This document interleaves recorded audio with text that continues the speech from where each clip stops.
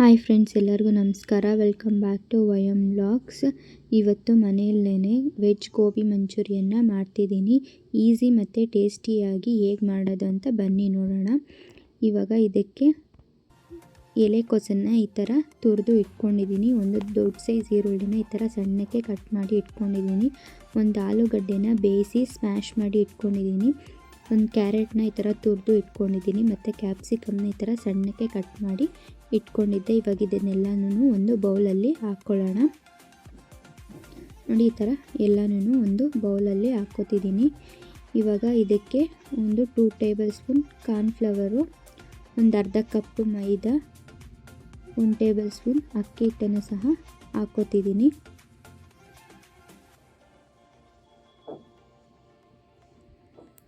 ಇವಾಗ ಒಂದು 1/4 tea spoon ಅರಿಶಿನ, 1 ಟೇಬಲ್ ಸ್ಪೂನ್ ಉಪ್ಪು, 1 ಟೇಬಲ್ ಸ್ಪೂನ್ ಅಚ್ಚ ಖಾರದ ಪುಡಿ, ಅರ್ಧ ಟೇಬಲ್ ಸ್ಪೂನ್ ಪೆಪ್ಪರ್ ಪೌಡರ್ನು ಹಾಕ್ಕೊಂಡು, ಒಂದು ಸ್ವಲ್ಪ ಕೊತ್ತಂಬರಿ, ಒಂದು ಸ್ವಲ್ಪ ಶುಂಠಿ ಬೆಳ್ಳುಳ್ಳಿ ಪೇಸ್ಟ್ನ ಹಾಕ್ಕೊಂಡು ಚೆನ್ನಾಗಿ ಕಲಿಸ್ಕೊಳ್ಳೋಣ. ಫಸ್ಟ್ ನೀರು ಹಾಕ್ಕೊಳ್ದೆ ಹಾಗೇ ಕಲಿಸ್ಕೋಬೇಕು. ಆಮೇಲೆ ಒಂದು 2 ಟೇಬಲ್ ಸ್ಪೂನ್ ಆಗೋಷ್ಟು ನೀರು ಮಾತ್ರ ಹಾಕ್ಕೊಂಡು ಕಲಿಸ್ಕೋಬೇಕು. ಜಾಸ್ತಿ ನೀರು ಹಾಕಕ್ಕೆ ಹೋಗಬಾರ್ದು. ನೋಡಿ, ಈ ಥರ ಕಲಿಸ್ಕೋಬೇಕು. ನೋಡಿ, ಈ ಥರ ಕಲಿಸ್ಕೊಂಡ್ರೆ ಸಾಕಾಗುತ್ತೆ. ಇವಾಗ ಬಾಣಲಿಯಲ್ಲಿ ಎಣ್ಣೆ ಹಾಕಿ ಕಾಯಕ್ಕೆ ಇಟ್ಟಿದ್ದೆ. ಎಣ್ಣೆ ಕಾದಿದೆ. ಅದಕ್ಕೆ ಈ ಥರ ಚಿಕ್ಕ ಚಿಕ್ಕದಾಗಿ ಗೋಬಿನ ಹಾಕ್ಕೋತಿದ್ದೀನಿ. ನೋಡಿ, ಈ ಥರ ಎಲ್ಲನೂ ಹಾಕ್ಕೋಬೇಕು.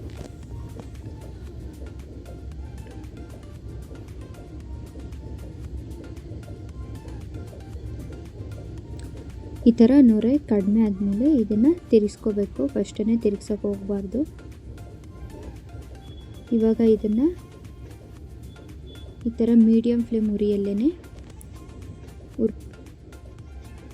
ಮಾಡ್ಕೋಬೇಕಾಗತ್ತೆ. ಗೋಲ್ಡನ್ ಕಲರ್ ಬರೋವರೆಗೂ ಇದನ್ನು ಫ್ರೈ ಮಾಡ್ಕೊಳ್ಳೋಣ.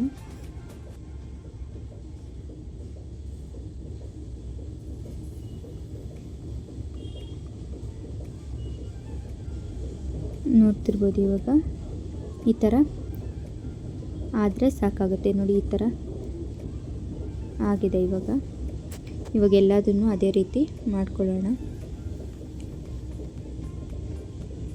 ಎಲ್ಲದನ್ನು ಅದೇ ರೀತಿ ಹಾಕ್ಕೋತಿದ್ದೀನಿ ಎಣ್ಣೆಗೆ. ಈ ಥರ ಮನೆಯಲ್ಲೇ ಮಾಡಿಕೊಂಡು ತಿನ್ನೋದ್ರಿಂದ ತುಂಬ ಚೆನ್ನಾಗಿರುತ್ತೆ. ಮಕ್ಕಳಿಗೂ ಮತ್ತು ಮನೆಯವ್ರಿಗೂ ಈ ಥರ ಮನೆಯಲ್ಲೇ ಮಾಡಿಕೊಂಡು ಕೊಡ್ಬೋದು. ಈಸಿಯಾಗಿ ಮತ್ತು ಟೇಸ್ಟಿಯಾಗಿ ರೆಡಿ ಆಗುತ್ತೆ. ಈ ಚಳಿಗಾಲದಲ್ಲಿ ಈ ಥರ ಬಿಸಿ ಬಿಸಿ ಮಾಡ್ಕೊಂಡು ತಿಂದರೆ ಇನ್ನೂ ಸೂಪರಾಗಿರುತ್ತೆ.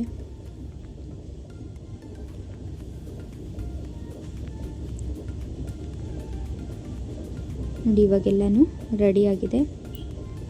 ಬನ್ನಿ ಇವಾಗ ಹೇಗೆ ಮಾಡೋದಂತ ನೋಡೋಣ. ಇವಾಗ ಬಾಣಲಿಗೆ ಒಂದು 2 ಟೇಬಲ್ ಸ್ಪೂನ್ ಆಯಿಲ್ ಹಾಕಿ ಸಣ್ಣಕ್ಕೆ ಕಟ್ ಮಾಡಿ ಇಟ್ಕೊಂಡಿದ್ದಂತಹ ಶುಂಠಿ ಮತ್ತು ಬೆಳ್ಳುಳ್ಳಿನ ಹಾಕಿ ಫ್ರೈ ಮಾಡ್ಕೋತಿದ್ದೀನಿ. ಇದು ಸ್ವಲ್ಪ ಫ್ರೈ ಆದಮೇಲೆ ಇದಕ್ಕೆ ಕಟ್ ಮಾಡಿ ಇಟ್ಕೊಂಡಿದ್ದಂತಹ ಆನಿಯನ್ನ ಸಹ ಹಾಕ್ತಿದ್ದೀನಿ.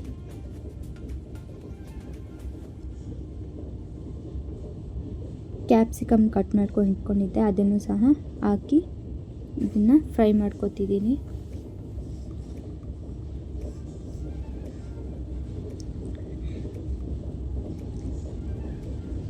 ಒಂದು ಸಾಫ್ಟ್ ಆಗೋವರೆಗೂ ಫ್ರೈ ಮಾಡಿಕೊಂಡ್ರೆ ಸಾಕಾಗುತ್ತೆ.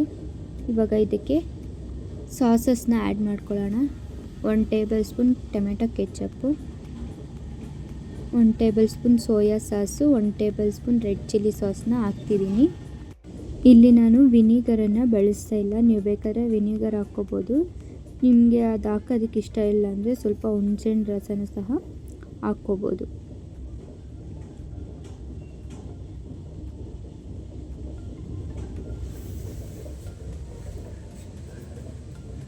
ನೋಡಿ, ಇವಾಗ ಎಲ್ಲನೂ ಚೆನ್ನಾಗಿ ಮಿಕ್ಸ್ ಮಾಡ್ಕೊಳ್ಳೋಣ. ಈ ಥರ ಆದಮೇಲೆ ಇದಕ್ಕೆ 1 ಟೇಬಲ್ ಸ್ಪೂನ್ ಕಾರ್ನ್ಫ್ಲವರ್ನ ನಾನು ನೀರಲ್ಲಿ ಕಲಸಿಟ್ಕೊಂಡಿದ್ದೆ, ಅದನ್ನು ಸಹ ಹಾಕ್ತಿದ್ದೀನಿ.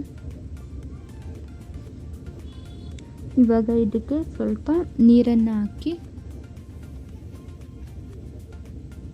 ಬೇಯಿಸ್ಕೊಳ್ಳೋಣ.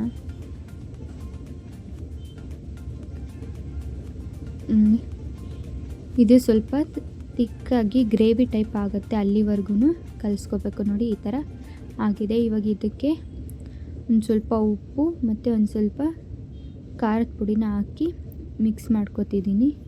ಉಪ್ಪು ನೋಡ್ಕೊಂಡು ಹಾಕ್ಕೊಳ್ಳಿ. ಸಾಸಲ್ಲೂ ಸಹ ಉಪ್ಪಿರುತ್ತೆ, ನಿಮ್ಗೆ ಎಷ್ಟು ಬೇಕೋ ಅಷ್ಟು ನೋಡ್ಕೊಂಡು ಹಾಕ್ಕೊಳ್ಳಿ. ಇವಾಗ ರೆಡಿ ಮಾಡ್ಕೊಂಡಿದ್ದಂತಹ ಗೋಬಿನ ಇದರಲ್ಲಿ ಹಾಕಿ ಮಿಕ್ಸ್ ಮಾಡ್ತಾಯಿದ್ದೀನಿ. ನೋಡಿ, ಈಸಿ ಮತ್ತು ಟೇಸ್ಟಿಯಾಗಿ ಮಂಚೂರಿಯನ್ನು ಮನೆಯಲ್ಲೇ ರೆಡಿಯಾಗಿದೆ. ಒಂದು 2 ನಿಮಿಷ ಈ ಥರ ಕಲಿಸ್ಕೊಂಡ್ರೆ ಸಾಕಾಗುತ್ತೆ. ಈಗ ಬನ್ನಿ ಒಂದು ಪ್ಲೇಟ್ಗೆ ಸರ್ವ್ ಮಾಡ್ಕೊಳ್ಳೋಣ. ನೋಡಿ ಎಷ್ಟು ಚೆನ್ನಾಗಿ ಮನೆಯಲ್ಲೇ ಮಂಚೂರಿಯನ್ನು ರೆಡಿಯಾಗಿದೆ. ಈ ವಿಡಿಯೋ ನಿಮ್ಗೆ ಇಷ್ಟ ಆದರೆ ಲೈಕ್ ಮಾಡಿ, ಶೇರ್ ಮಾಡಿ, ಸಬ್ಸ್ಕ್ರೈಬ್ ಮಾಡ್ಕೊಳ್ಳಿ. Thank you.